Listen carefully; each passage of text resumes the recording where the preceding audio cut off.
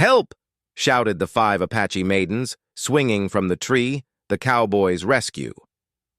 Had its price. The summer of 1879 brought terrible heat to the Arizona Territory. The sun burned down on the dry land without mercy. Rivers turned into small streams. Streams turned into mud. And the tension between the white settlers and the Apache people grew hotter than the desert sand. Samuel Cole rode his horse through this burning landscape. He was a man of 32 years, with sun-darkened skin and eyes the color of storm clouds. His black hat sat low on his forehead, providing what little shade it could. The dust from his horse's hooves rose behind him like a ghost following his trail. Samuel was not looking for trouble that day. He was simply trying to reach the town of Copper Springs before nightfall. He had been riding for 3 days straight, carrying important papers for the territorial governor. The leather satchel hung heavy on his shoulder, reminding him of his duty with every step his horse took.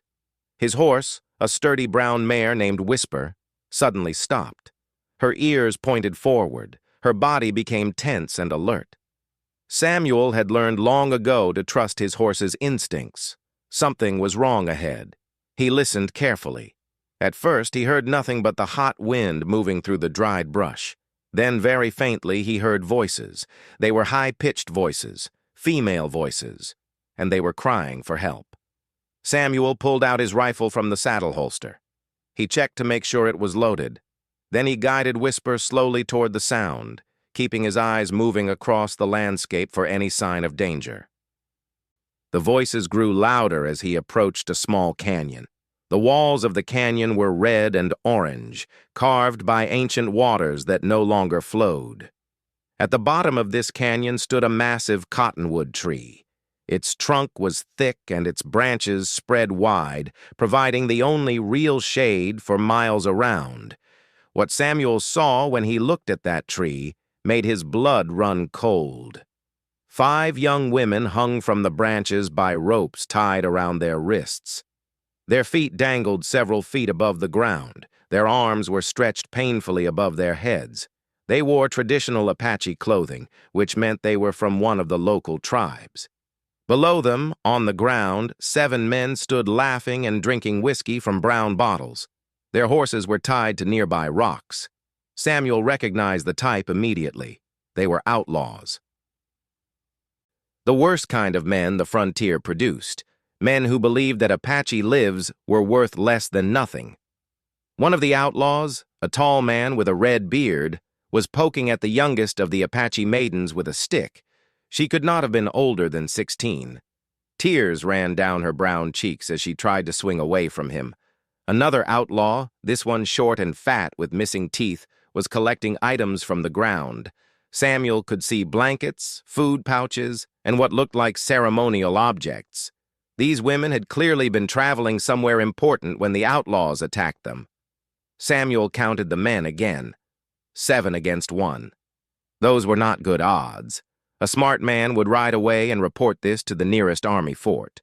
By the time soldiers arrived, however, these women would likely be dead or worse. Samuel Cole had never been accused of being a smart man. He tied Whisper to a rock behind a large boulder. Then he moved on foot, using the canyon walls for cover. He carried his rifle in his hands and his pistol on his hip. In his boot was a knife his father had given him 20 years ago. He hoped he would not need to use it. The outlaws were too busy with their cruelty to notice his approach.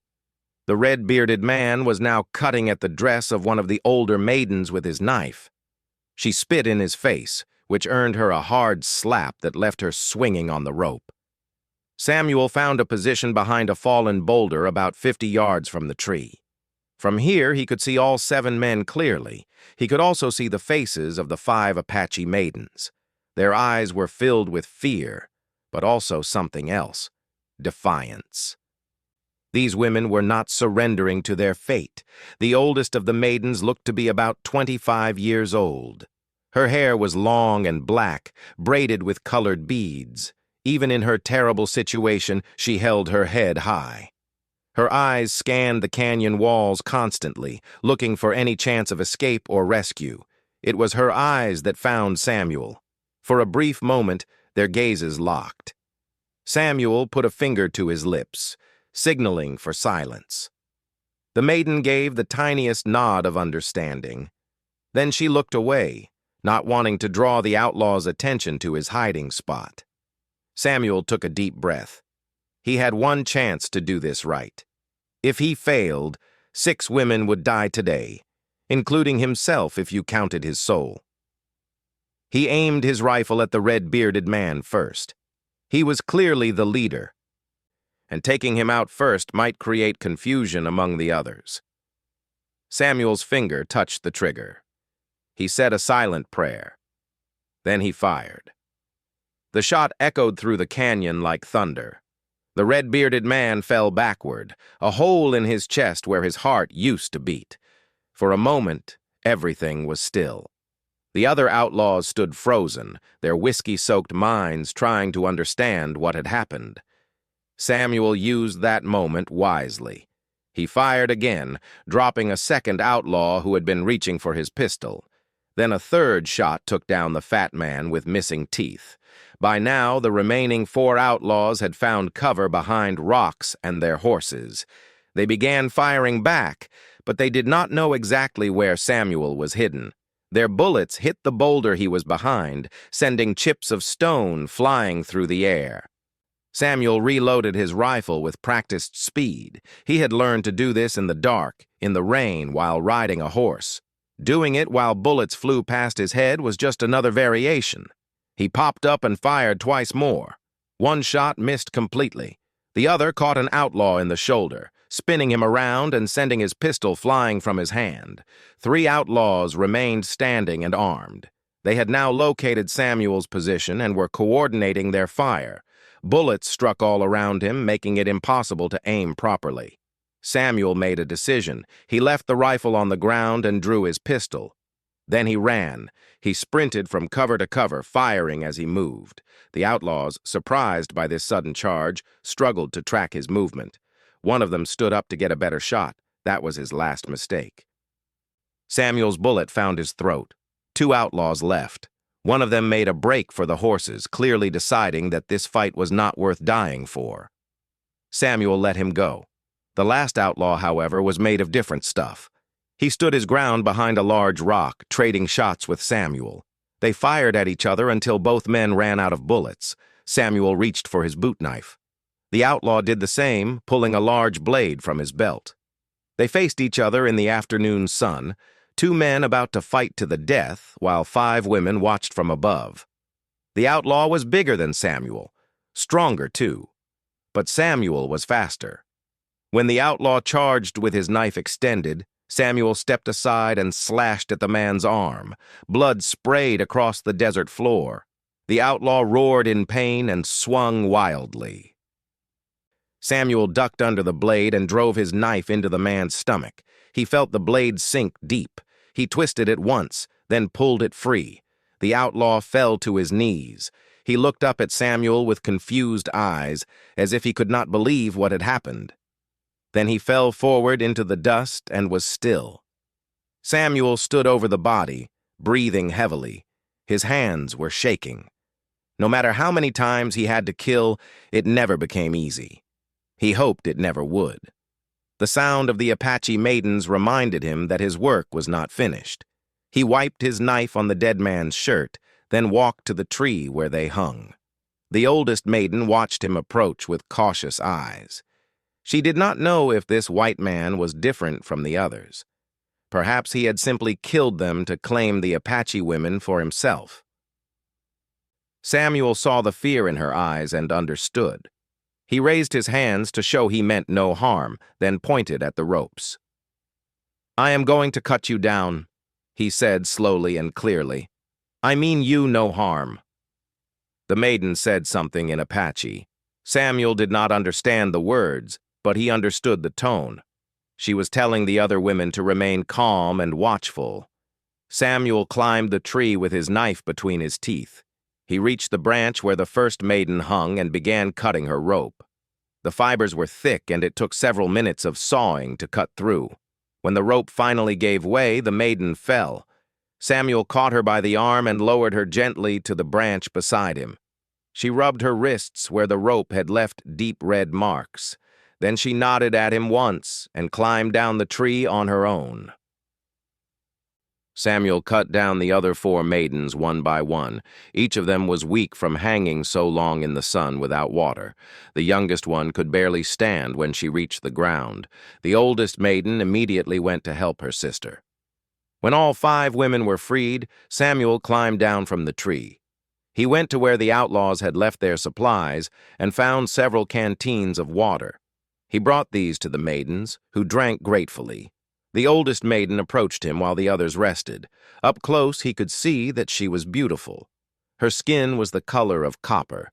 Her eyes were dark and deep, like pools of water in a hidden canyon. She carried herself like a leader, which Samuel suspected she was. "Why?" she asked in broken English. "Why you help?"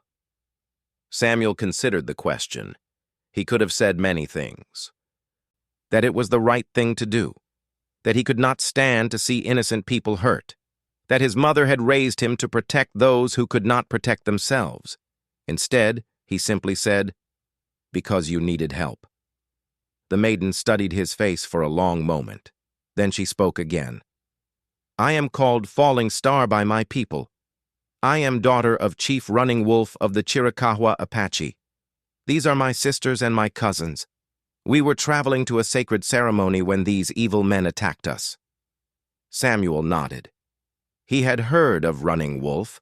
The chief was known for his wisdom and his desire for peace with the white settlers. Unfortunately, not all white men shared that desire for peace. "My name is Samuel Cole," he said. "I was just passing through when I heard your cries." Falling Star translated this for the other maidens. They spoke rapidly among themselves in Apache. Samuel could not understand the words, but he saw them looking at him with something other than fear now. Curiosity, perhaps. Maybe even gratitude. Falling Star turned back to him. "You have killed 7 men to save 5 Apache women. This is a thing that has never happened before. My father will want to meet you." Samuel shook his head. "That is not necessary. I have business in Copper Springs that cannot wait.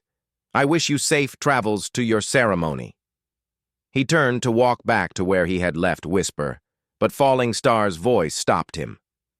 "You do not understand, Samuel Cole. In our tradition, when a man saves the life of another, a debt is created. You have saved 5 lives. That is a debt that cannot be easily repaid." Samuel turned back. "I did not save you to create a debt. I saved you because it was right. You owe me nothing." Falling Star smiled, but it was not a happy smile. It was the smile of someone who knew something that the other person did not. "That is not how it works. The debt exists whether you want it or not. And my father, Chief Running Wolf, is a man who pays his debts. He will insist on meeting you. He will insist on rewarding you. And if I refuse, then you insult our entire tribe. Such an insult could not go unanswered. The peace that my father has worked so hard to build would be threatened." Samuel stared at her. This was not how he had expected this day to go. He had simply wanted to reach Copper Springs, deliver his papers, and collect his payment. Now he was somehow obligated to meet with an Apache chief or risk starting a war. "What kind of reward?" he asked cautiously. Falling Star's smile grew wider. "That will be for my father to decide.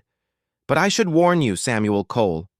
Among our people, a man who saves the life of an unmarried woman is often expected to marry her." Samuel's face went pale beneath his sun-darkened skin. "Marry? I saved 5 of you." "Yes," Falling Star said. "That is what makes this situation so interesting." The other maidens had stopped talking among themselves. They were all looking at Samuel now. Some were giggling. Others were studying him with measuring eyes, as if sizing him up for a husband. Samuel Cole, who had faced down 7 armed outlaws without hesitation, suddenly felt a different kind of fear. This was not the fear of death. This was something far more complicated. "We leave for my father's camp at dawn," Falling Star said. "You will come with us." "That is not a request."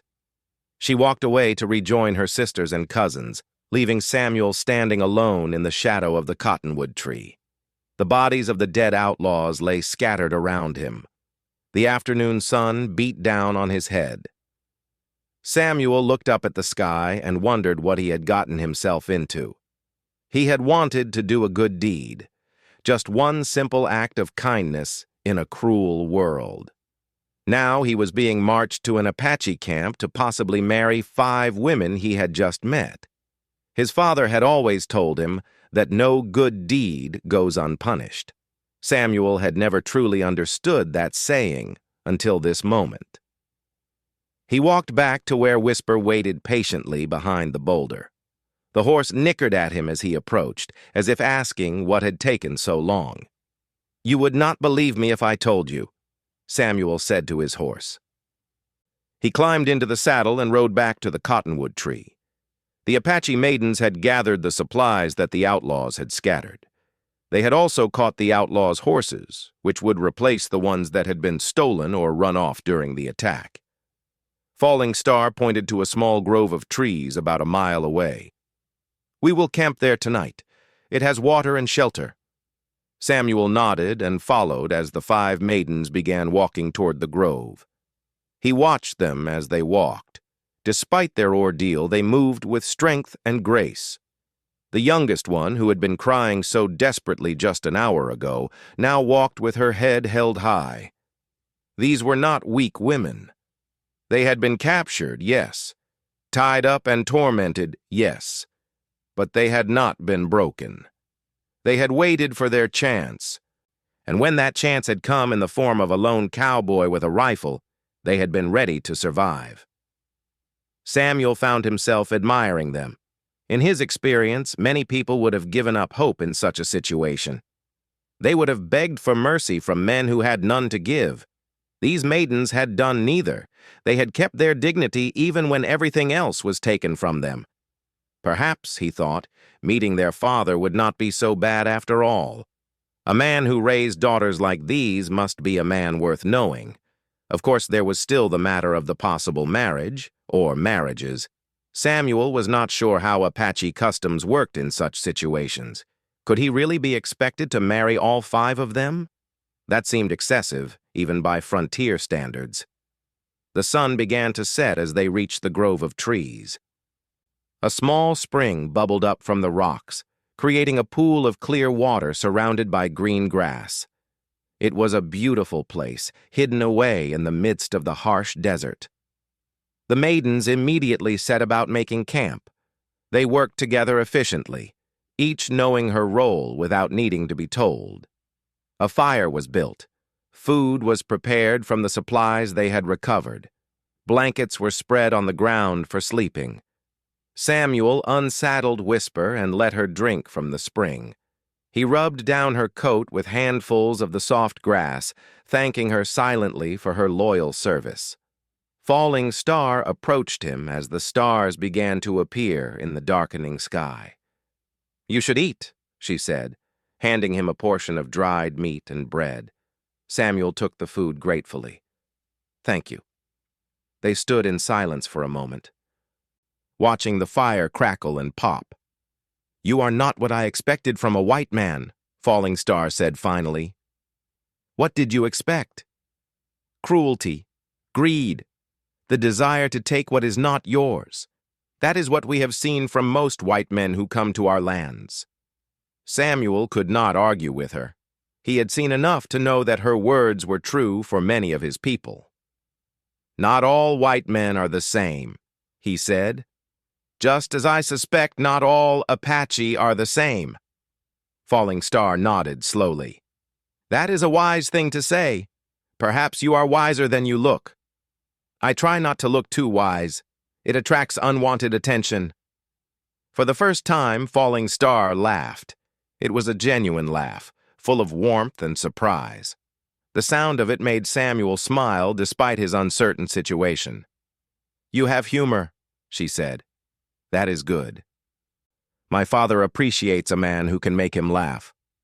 I will try to think of some jokes before we meet him. What does he find funny? White men who think they can escape their debts to the Apache?" Samuel's smile faded. That was not funny. "No," Falling Star agreed. "It was not. But it was true. Sleep well, Samuel Cole. Tomorrow we begin the journey to your fate." She walked back to join her sisters and cousins by the fire. They talked quietly among themselves, occasionally glancing in Samuel's direction. He could only imagine what they were saying. He found a spot beneath a large oak tree and spread his blanket on the ground. He lay on his back, looking up at the stars through the branches. The same stars, he thought, that his parents had looked at. The same stars that the Apache had looked at for thousands of years. Tomorrow he would ride into the unknown. He would meet a chief who might demand that he marry one or more of his daughters. His carefully planned life would be thrown completely off course. And yet, as Samuel closed his eyes to sleep, he found that he was not angry or resentful. He had done what was right. He had saved 5 innocent lives. Whatever price he had to pay for that deed, it was a price he was willing to pay. His last thought before sleep claimed him was of Falling Star's laugh. It was a good laugh. The laugh of someone worth knowing. Perhaps this strange adventure would not be so terrible after all. The fire crackled softly in the night. The spring murmured its endless song, and somewhere in the darkness, a coyote howled at the rising moon. Samuel Cole slept, dreaming of unknown tomorrows. The dawn came slowly over the Arizona desert, painting the sky in shades of pink and gold. Samuel woke to the smell of cooking meat and the sound of quiet voices speaking in Apache. He sat up from his blanket and stretched his stiff muscles, feeling every one of his 32 years in his bones. The 5 maidens were already awake and preparing for the journey. They had cooked a simple breakfast over the fire, and were now packing the supplies onto the horses they had taken from the dead outlaws. They moved with the efficiency of people who had traveled many miles in their lives. Falling Star noticed that Samuel was awake and brought him a portion of the morning meal. He thanked her and ate quickly, knowing they would need to cover many miles before the heat of the day became unbearable. "How far is your father's camp?" he asked between bites. 2 days' ride if we move quickly, 3 if we do not." Samuel nodded. That meant 3 days before he would face Chief Running Wolf. 3 days to figure out what to say to a man who might want him to marry his daughters. The papers he was supposed to deliver to Copper Springs weighed heavy in his satchel. The territorial governor was expecting those documents. People were counting on him to complete his mission. Now he was being taken in the opposite direction entirely. "I need to send word to Copper Springs," he said. "There are people expecting me." Falling Star considered this. "When we reach the trading post at Black Rock, you may send a message. It is on the way to our camp." That was something, at least. Samuel finished his breakfast and helped the maidens complete their preparations. Within an hour, they were on their way. The 5 Apache women rode the outlaw horses with natural grace. Even the youngest among them, whom Samuel learned was called Little Fawn, sat her horse as if she had been born in the saddle. She could not have been more than 16 winters old, but she rode with the confidence of someone twice her age. Samuel learned the names of the other 3 maidens as they traveled. Moonshadow was the second oldest, a quiet woman with observant eyes who seemed to notice everything around her. Dancing Rain was energetic and talkative, constantly chatting with her sisters in Apache and occasionally trying out English words with Samuel. White Dove was the most shy of the group, rarely speaking but often smiling at things the others said. Together with Falling Star and Little Fawn, they made an interesting group. Samuel found himself studying them as they rode, trying to understand the family connections between them. "Falling Star and Little Fawn are my blood sisters," Moonshadow explained when she noticed his confusion.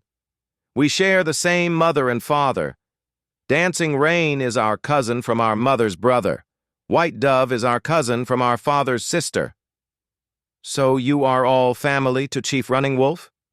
Yes. He is father to some and uncle to others. But in our way, the distinction does not matter so much. We are all his children. Samuel absorbed this information. In Apache culture, family bonds were clearly different from what he had known growing up.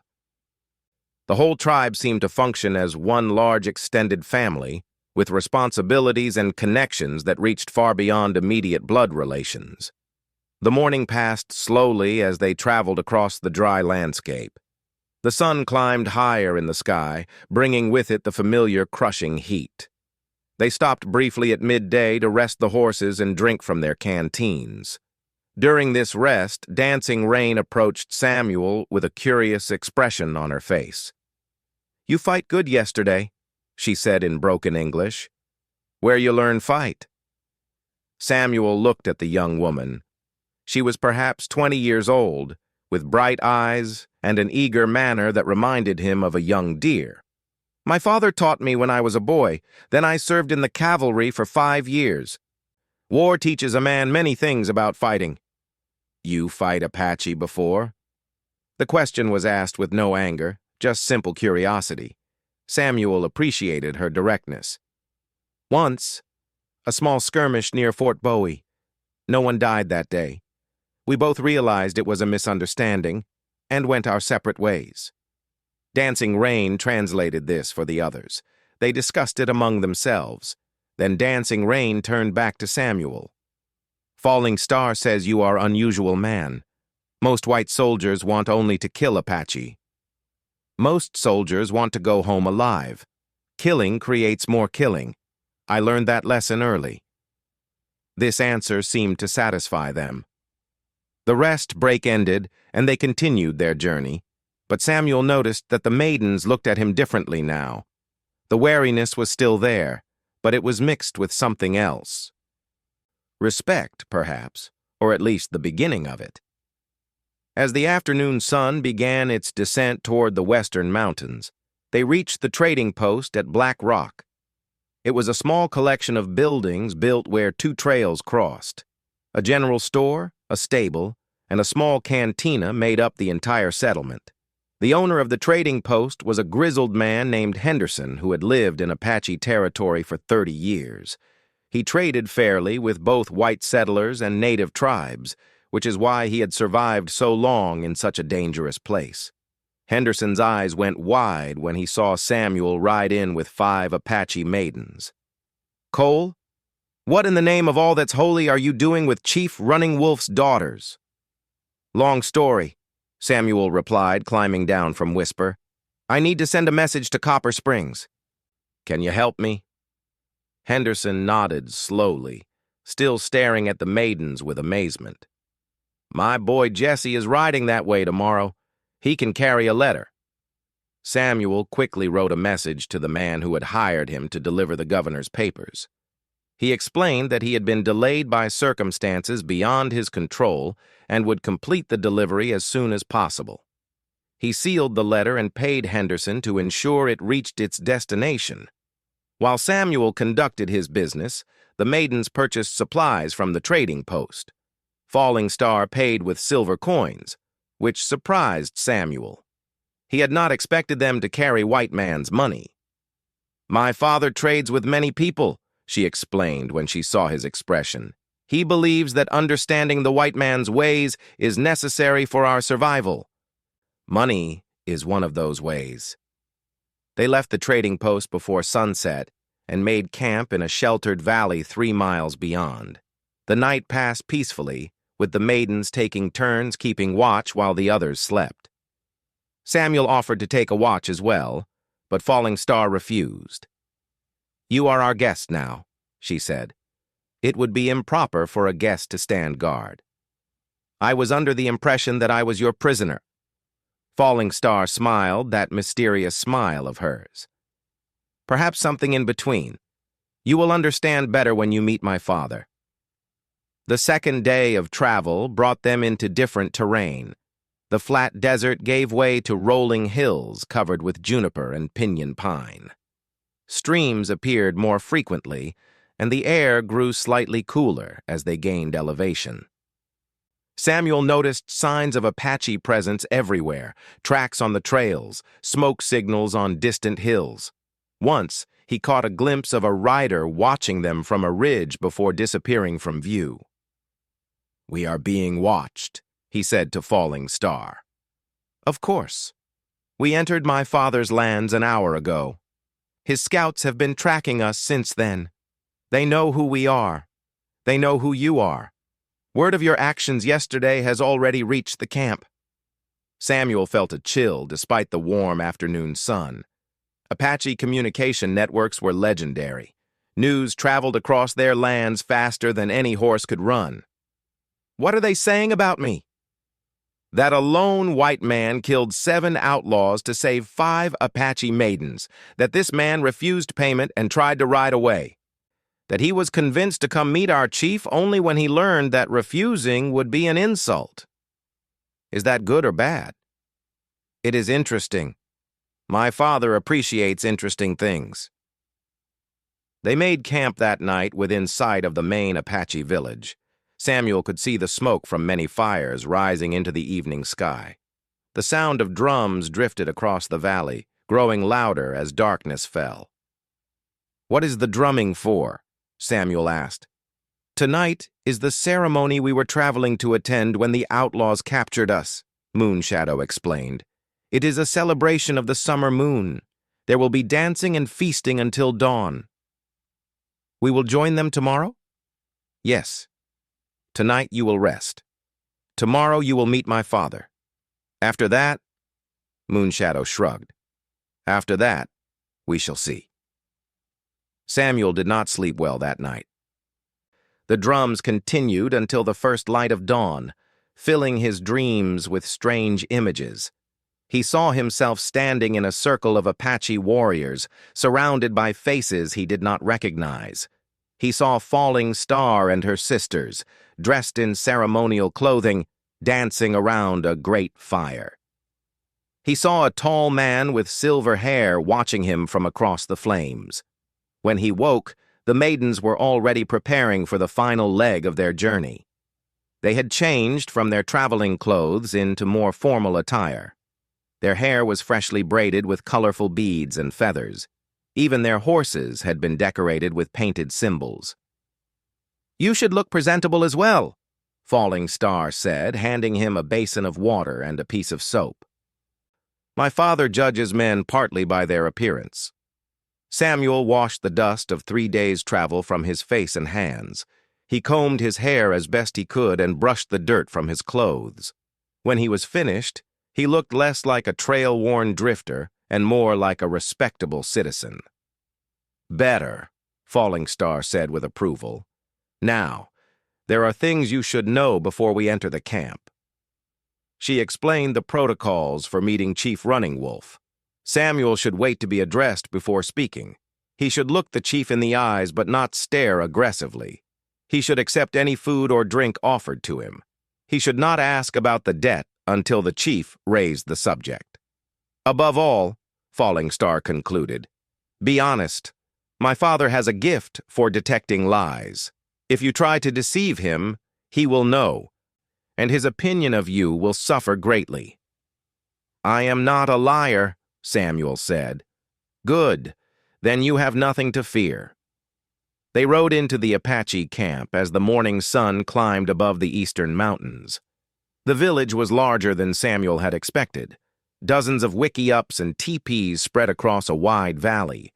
Hundreds of people went about their daily activities, though many stopped to watch the procession of the returning maidens and their unusual companion. Children ran alongside Samuel's horse, pointing and chattering excitedly. Women paused in their work to study this strange white man who had saved their chief's daughters. Warriors stood with arms crossed, their faces unreadable, assessing whether this visitor was friend or threat. At the center of the village stood a large teepee decorated with painted symbols that Samuel did not understand. Before this teepee sat an old man on a blanket, surrounded by several other men who appeared to be advisors or elders. The old man had silver hair that hung past his shoulders. His face was lined with the wrinkles of many years, but his eyes were sharp and clear. He wore a simple buckskin shirt and leggings with no ornate decorations to mark his status. Yet there was no doubt in Samuel's mind that this was Chief Running Wolf. The 5 maidens dismounted and approached their father. One by one they knelt before him and received his blessing. Running Wolf touched each of their foreheads gently, speaking soft words that Samuel could not hear. When the last maiden had been blessed, Running Wolf looked at Samuel. The chief's gaze was intense, searching. Samuel felt as if those old eyes could see straight through to his soul. "Approach, white man," Running Wolf said in English that was clear and precise. "Let me look at the man who saved my children." Samuel dismounted and walked forward. He stopped at a respectful distance and waited, remembering Falling Star's instructions. Running Wolf studied him for a long moment. Then the old chief smiled. "You are taller than I expected. My daughters described you as ordinary-looking. They were wrong. There is nothing ordinary about you, Samuel Cole." "How do you know my name, Chief?" "The wind carries many messages to those who know how to listen." "I have known about you since the moment you fired the first shot at those evil men who held my daughters." Running Wolf gestured for Samuel to sit on a blanket across from him. "Please, we have much to discuss." Samuel sat cross-legged on the blanket. The elders around Running Wolf watched him with curious eyes. Behind him, he could feel the presence of many villagers who had gathered to witness this meeting. "My daughters tell me you did not want to come here," Running Wolf began, "that you wished only to continue on your journey and leave the debt unpaid. I did not save them for reward or debt. I saved them because they needed saving." "Yes, Falling Star told me you said this. It is a noble sentiment, but it does not change the reality of our customs. Among my people, a debt of life must be repaid. To ignore such a debt would bring dishonor to my family and my tribe. I have no wish to dishonor anyone." "Good. Then you understand that we must find a way to repay you." Samuel nodded slowly. "Falling Star mentioned something about marriage." Running Wolf laughed. It was a deep, rich sound that surprised Samuel with its warmth. "Ah, my eldest daughter, always speaking before thinking. Marriage is one traditional way to repay such a debt, yes, but it is not the only way. And I am not a man who follows tradition blindly when wisdom suggests a different path." Samuel felt a small wave of relief. "What other ways are there?" "Many. You could be adopted into our tribe as a brother. You could receive horses or cattle or land.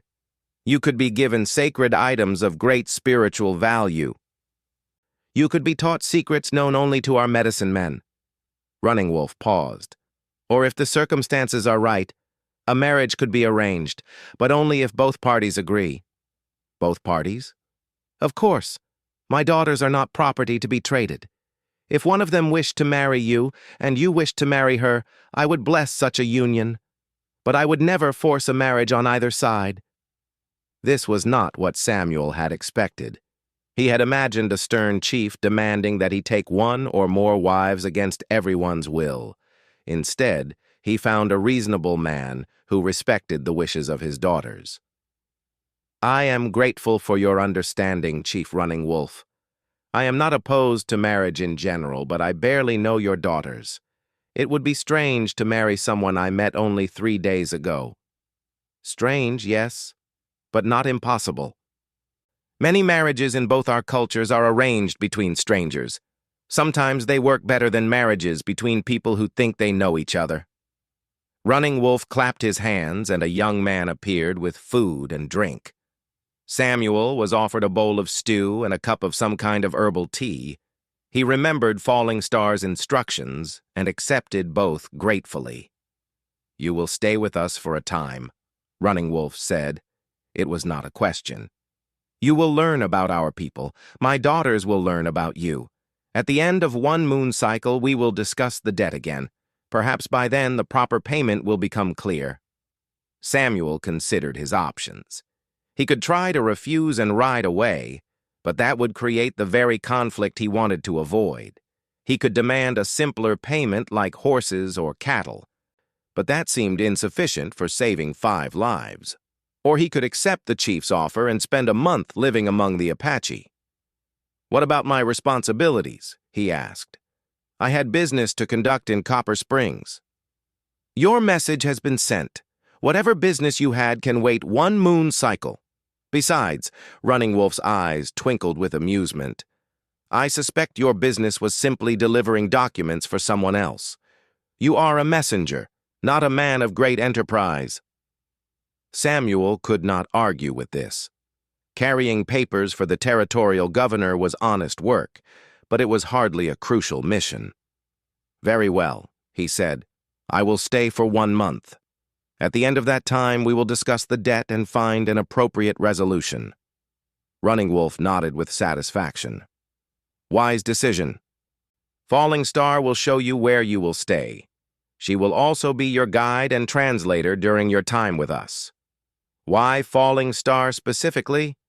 "Because she is the one who speaks the best English, and because she is the one who asked." Samuel glanced over at Falling Star, who was watching the conversation from a short distance away.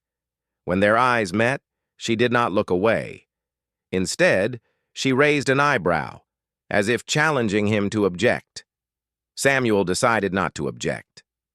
The meeting with Running Wolf concluded with more food and formal introductions to the various elders and advisors. Samuel memorized as many names as he could, though he knew he would confuse some of them later. There were too many new faces to keep straight. After the formalities ended, Falling Star led Samuel to a small wickiup on the edge of the village. It was a dome-shaped shelter made of bent poles covered with brush and animal hides. Inside was a simple bed of blankets, a fire pit, and various tools and supplies. "This will be your home for the next month," Falling Star said. "It belonged to a young warrior who was killed in battle last winter. His spirit has passed on, so the dwelling is available." Samuel looked around the small space. It was basic, but clean and functional. Through the doorway, he could see a pleasant view of the valley and the mountains beyond. "It is good," he said. "Thank you." Falling Star nodded. "Tomorrow, your education begins. My father wants you to understand our ways. He believes that understanding between our peoples is the path to peace. He is a wise man. Yes, he is also a cunning man. Do not mistake his kindness for weakness. He has killed many enemies in his life. He could have been cruel to you today. Instead, he chose to be welcoming. Remember that this is a choice, not a necessity." The warning was clear. Samuel appreciated Falling Star's honesty. "I will remember," he said. She left him alone as the afternoon sun began to set. Samuel unpacked his few belongings and arranged them in the wickiup. He cared for Whisper, who had been taken to a paddock with the other horses. Then he sat before his new home and watched the sunset paint the sky in brilliant colors. He had started this week as a simple messenger carrying papers across the territory. Now he was living in an Apache village, learning native customs, and possibly being considered as a husband for one or more daughters of a chief. His father had been right. No good deed ever went unpunished. But as Samuel watched the stars emerge above the peaceful valley, he found that he did not mind this particular punishment. The Apache people had not treated him as an enemy. Chief Running Wolf had shown him respect and hospitality. Falling Star and her sisters were intelligent, capable women who deserved his admiration. Perhaps this month would not be a burden. Perhaps it would be an opportunity to learn and grow in ways he had never expected. Only time would tell what price he would ultimately pay for his rescue of the 5 Apache Maidens. But for now, he was content to wait and see what tomorrow would bring. The drums began again as night fell over the village. This time, Their rhythm seemed less strange to Samuel's ears. Almost, he thought, like a heartbeat welcoming him home. The days passed slowly in the Apache village, each one bringing new lessons and new discoveries. Samuel learned to track deer through the forest. He learned to start a fire without matches. He learned the names of plants that could heal wounds and plants that could kill a man. Falling Star was his constant companion during these lessons.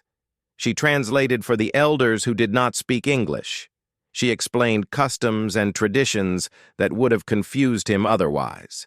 She answered his endless questions with patience and occasional amusement.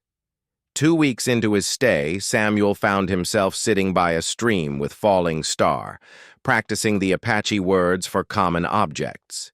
She would point at something and say the Apache word. He would repeat it, usually getting the pronunciation wrong. She would correct him, and he would try again. "Tree," she said, pointing. "Tsechesne," he attempted. "Close enough. Now try water." 2. "Very good. You are improving." Samuel smiled at the small victory. "Your people must think I am the worst student they have ever had." "No. They think you are brave for trying. Most white men who come here do not bother to learn our language. They expect us to speak English and mock us when we make mistakes. That is not right." "No, it is not. But it is how things are." She paused, looking at the water flowing past them. "My father says you are different from other white men. He has watched you carefully these past weeks. He says you have a good heart." Samuel felt warmth at these words, though he tried not to show it. "I am just doing what anyone would do." "That is not true. Many men came through these lands before you. They saw my people suffering. They saw injustice happening. They did nothing. You are the one who stopped to help when others would have ridden past." Their eyes met across the stream. Something passed between them in that moment, an understanding that went beyond words. "Tell me about your life before you came here," Falling Star said. "You know much about my people now, but I know little about you." Samuel thought about his past. It was not a story he told often. "I was born in Missouri," he began. "My father was a blacksmith. My mother was the daughter of a preacher. They raised me to be honest, to work hard, and to help those in need. When I was 18, I joined the cavalry. I served for 5 years in various forts across the West." "Did you fight in battles?" "Some. Mostly small skirmishes with outlaws and bandits. The big wars were happening elsewhere. By the time I finished my service, I was tired of carrying a gun. I became a messenger instead. Less glory, but less blood on my hands." "You do not like killing." "No.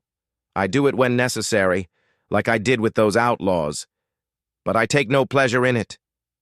Falling Star nodded slowly. "That is what my father sensed in you. Many warriors love battle. They seek opportunities to prove their courage through violence. You proved your courage by risking your life for strangers. That is a different kind of bravery. A better kind, perhaps." "Perhaps." They sat in comfortable silence for a while, watching the stream flow past. Birds sang in the trees above them. A light breeze carried the scent of pine and wildflowers. "May I ask you something personal?" Samuel said finally. "You may ask. I may not answer." "Fair enough. Why did you ask your father to make you my guide? He said you volunteered." Falling Star took her time responding. When she spoke, her voice was softer than usual. "When you killed those men to save us, I watched your face. Most men who kill show enjoyment or anger or excitement. You showed only sadness. You did what was necessary, but you did not want to do it. That made me curious about you." "Curious enough to spend a month as my guide?" "Curious enough to want to understand you better, yes. I have met many white men in my life. Traders, soldiers, missionaries. Some were good, most were not. None of them were like you." "I am not that unusual." "Yes, Samuel, you are." She stood and brushed the dust from her dress. "Come. My sister Moonshadow is teaching basket weaving this afternoon. You should learn. It is considered an important skill among our people. Samuel followed her back toward the village, wondering what their conversation had really meant. Falling Star was not a woman who spoke without purpose. Every word she said seemed to carry weight and meaning. The basket weaving lesson was exactly as frustrating as Samuel expected. Moonshadow was patient, but his large hands seemed incapable of the delicate work required. After an hour of failed attempts, he produced something that looked more like a bird's nest than a basket. The Apache women watching laughed at his efforts, but it was kind laughter. They appreciated that he was trying. That evening, Samuel joined Running Wolf and several elders for a formal dinner. These gatherings happened every few days, and Samuel had come to enjoy them. The food was good, the conversation was interesting, and he was learning more about Apache history and culture with each meal. Tonight, Running Wolf seemed particularly thoughtful. He ate slowly and spoke little, watching Samuel with those penetrating eyes. 3 weeks have passed, the chief said finally. In 1 more week, we must discuss your debt. Have you given thought to what payment would satisfy you? Samuel set down his bowl. I have thought about it much, Chief, but I still believe I deserve no payment. I did only what was right. That answer honors you, but it does not solve our problem. A debt exists. It must be resolved. If you will not name a price, I must choose one for you. Then choose. I trust your judgment. Running Wolf studied him for a long moment. Very well. I will make my decision known at the end of the week. Until then, continue your lessons. Learn what you can from my people. The dinner ended shortly after. Samuel walked back to his wickiup under a sky full of stars. He had grown to love this place over the past weeks. The beauty of the land, the warmth of the community, the way everyone looked after everyone else. He had also grown to appreciate Falling Star in ways that surprised him. She was intelligent and strong, capable and kind. When she laughed, something inside him felt lighter. When she was sad, he wanted to comfort her. When she spoke, he listened not just to learn, but because he valued her thoughts. Was this love? He was not sure. He had never been in love before. His years as a soldier and messenger had left little room for romance. But whatever he felt for Falling Star, it was powerful and growing stronger each day. The problem was that he did not know if she felt the same way. She was friendly toward him, certainly. She spent hours each day in his company. She shared personal stories and listened to his in return. But was this affection or simply duty? She had been assigned to guide him. Perhaps her kindness was nothing more than obedience to her father's wishes. Samuel fell asleep with these questions churning in his mind. The next few days brought unexpected developments. Word reached the village that a group of white soldiers was approaching. They were part of a patrol from Fort Apache, searching for the outlaws that Samuel had killed. Running Wolf met with the patrol leader, a young lieutenant named Harrison. Samuel watched from a distance as the chief and the soldier talked. Whatever was said, the lieutenant left looking satisfied. Your friend at the trading post told them what happened, Falling Star explained afterward. Henderson confirmed that you killed the outlaws in defense of Apache women. The soldiers are not looking for you. In fact, they wish to thank you. Thank me? Those outlaws were wanted men. There was a bounty on their heads. You are entitled to the reward. Samuel had not even considered this possibility. The outlaws had attacked innocent travelers. He had killed them to save lives. The idea of profiting from their deaths felt wrong. I do not want the reward, he said. The soldiers will leave it with my father regardless. You can decide what to do with it later. That evening, Running Wolf presented Samuel with a leather pouch containing gold coins. It was more money than Samuel had ever seen in one place. The white man's government pays well for the deaths of evil men, Running Wolf observed. Perhaps you could use this to repay your debt to me." Samuel looked at the pouch in confusion. "But I owe the debt to you. You cannot repay a debt using the debtor's own money." Running Wolf laughed. "I was testing you. Your answer was correct. Keep the money. It is yours fairly earned. The debt between us remains separate." The week passed quickly after that. Samuel spent his final days learning advanced hunting techniques from the warriors and medicinal plant identification from the medicine women. He helped with daily chores around the village. He played with the children who had overcome their shyness and now followed him everywhere. On his last evening before the debt would be discussed, Falling Star found him sitting alone on a hillside overlooking the valley. "May I join you?" she asked. "Always." She sat beside him, close enough that their shoulders almost touched. The sunset painted everything in shades of gold and crimson. "Tomorrow my father will name his price," she said. "Are you nervous?" "Should I be?" "That depends on what he decides. He has spoken with each of his daughters and nieces. He has consulted with the elders. He has thought deeply about what would be fair." Samuel turned to look at her. "What would you consider fair?" Falling Star did not answer immediately. Her eyes remained fixed on the distant mountains. "Among my people," she said slowly, "there is a belief that nothing happens by accident. Every event is part of a larger pattern that we cannot always see. You came to that canyon at precisely the moment when we needed help. That was not coincidence. It was destiny. You believe in destiny? I believe that the spirits guide us toward the people and places we need. They brought you to us for a reason. Perhaps that reason was to save our lives. Perhaps it was something more." Samuel's heart was beating faster now. "Something more?" Falling Star finally turned to meet his gaze. Her eyes were soft in the fading light, more vulnerable than he had ever seen them. "I have tried to be objective about you, Samuel Cole. I have tried to see you as just another white man passing through our lands. But I cannot. You are different. You have proven yourself different every day for the past month. And She paused, seeming to struggle with her words. "I have come to care for you in ways that I did not expect." Samuel reached out and took her hand.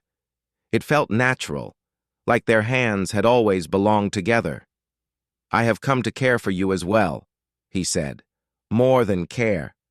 I think about you constantly.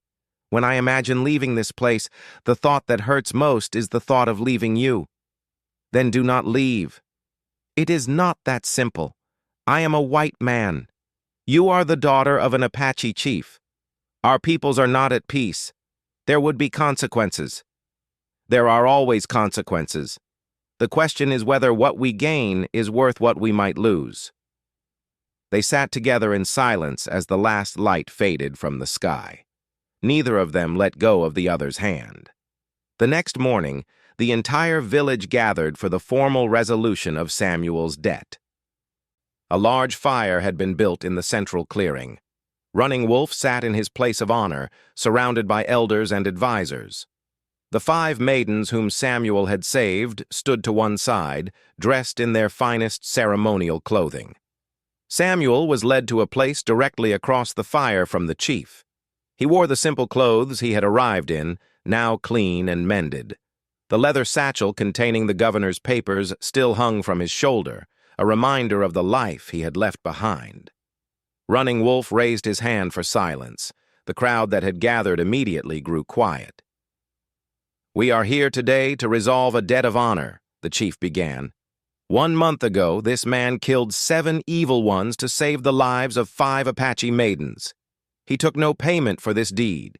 He asked for no reward. He tried to ride away as if saving lives was nothing unusual." Murmurs of approval rippled through the crowd. "I have spent this month observing Samuel Cole. I have watched him learn our ways with humility and respect. I have seen him work alongside our people without complaint. I have listened to my daughters speak of his character. I have consulted with my elders about the proper resolution of this debt." Running Wolf paused, letting the anticipation build. There is no amount of horses or cattle or gold that can repay the value of 5 lives. These are not ordinary lives. These are the lives of my daughters and nieces, the future mothers of our next generation. To repay such a debt requires something of equal value. Samuel felt his breath catch in his chest. What equal value could Running Wolf possibly demand?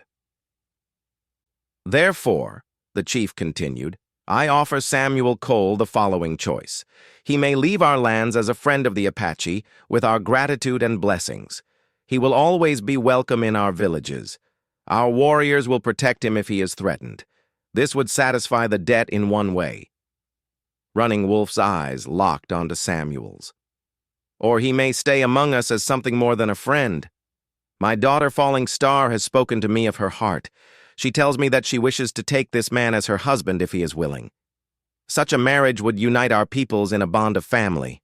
It would transform a debt into a gift. It would create something new where before there was only obligation. The crowd erupted in excited chatter. This was clearly unexpected, even among the Apache. The choice is yours, Samuel Cole. You may ride away with our friendship, or you may stay with our love. Either path resolves the debt. Neither path is wrong. What do you choose? Samuel stood slowly. The eyes of hundreds of Apache people watched him. The eyes of 5 maidens he had saved watched him. The eyes of Falling Star watched him. He thought about the life he had known before, riding alone across empty lands, carrying messages for men he had never met, sleeping under stars with no one to share them. It had been a free life, but it had also been a lonely one. He thought about the life he might have here, a community that had accepted him despite his differences, a purpose beyond simple survival, a woman who challenged him, respected him, and perhaps loved him. The choice, when he made it, was not difficult at all. I choose to stay, Samuel said. I choose Falling Star, if she will have me. Falling Star stepped forward from her place among her sisters. Her face was calm, but her eyes were shining with unshed tears. I will have you, Samuel Cole, now and always. Running Wolf rose to his feet, his face split by a wide smile. Then let it be witnessed by our people and our ancestors. The debt is resolved not through payment but through union. Samuel Cole shall join our tribe as husband of Falling Star, daughter of Running Wolf. The crowd roared with approval. Drums began to beat. People rushed forward to congratulate the couple. In the chaos of celebration, Samuel found a moment of quiet with Falling Star. Are you certain about this? He asked. Your life will become more complicated with a white husband. My life has always been complicated, she replied. Now at least it will be complicated with someone I love beside me? You love me? I have loved you since the moment I saw you refuse payment for saving our lives. That is when I knew you were different. That is when I knew you were the man I had been waiting for. Samuel pulled her close and kissed her for the first time. The crowd around them cheered even louder. The wedding ceremony took place 3 days later. It followed Apache tradition in every detail. Samuel wore ceremonial clothing that Running Wolf's wives had made for him. Falling Star was adorned in a beautiful dress covered with intricate beadwork that had taken months to create. They exchanged vows before the entire tribe.